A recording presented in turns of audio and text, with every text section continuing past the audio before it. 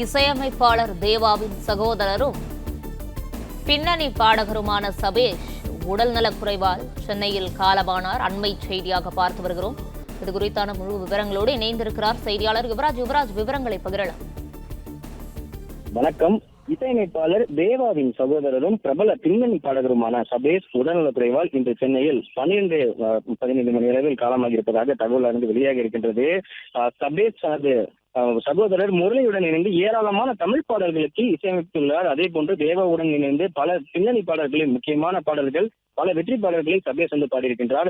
குறிப்பாக சொல்ல வேண்டும் என்றால், தேவாவின் இசையில் உருவாகி இருந்த அந்த குண்டத்தில கோயிலை கட்டி, காத்தடித்தது காத்தடிக்கிறது போன்ற அந்த மிக அற்புதமான பல கானா பாடல்களை அந்த 90 காலகட்டத்தில் வந்து இசையமைப்பாளர் தேவாவுடன் இணைந்து சபேஷ் பல வெற்றி பாடல்களை பாடியிருக்கின்றார். அந்த சமயத்தில் வெளியான, அதாவது பிரபுதேவா, சரத்குமார் உள்ளிட்டோர் பல நடித்திருந்த திரைப்படங்களில் திரைப்படங்களுக்கு தேவா இசையமைத்திருந்தார்.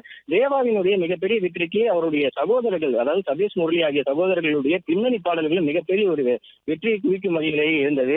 அந்த வகையில் தேவாவின் இசைக்கு சபேஷ் பல திரைப்பட பாடல்களை பாடியிருக்கின்றார். அது மட்டுமல்லாமல் பொக்கிஷம், கோரிப்பாளையம், இம்சை அரசன், 23ஆம் புலிகேசி, சமுத்திரம் உள்ளிட்ட பல திரைப்படங்களுக்கு சபேஷ் முரளி ஆகிய அந்த இரட்டையர்கள் வந்து பல திரைப்படங்களுக்கு இசையும் அமைத்திருக்கின்றனர். பிளே ஸ்டோர் மற்றும் ஆப் ஸ்டோரில் இருந்து பாலிமர் செயலியை QR கோடு மூலம் பதிவிறக்கம் செய்யுங்கள். செய்திகளை உடனுக்குடன் பெறுங்கள்.